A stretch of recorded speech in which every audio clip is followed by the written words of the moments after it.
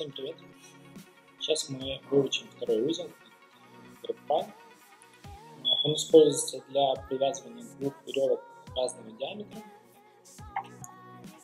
Для начала нужно положить веревки параллельно друг другу, освободить два конца одной веревки, делаем 2 оборота, раз, 2, и в крестик продеваем, раз.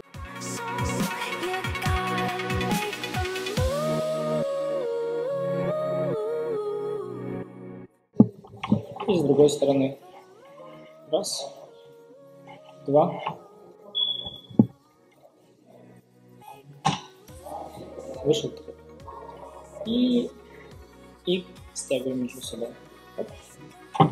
Дальше важно один контрольный и с другой второй контрольный.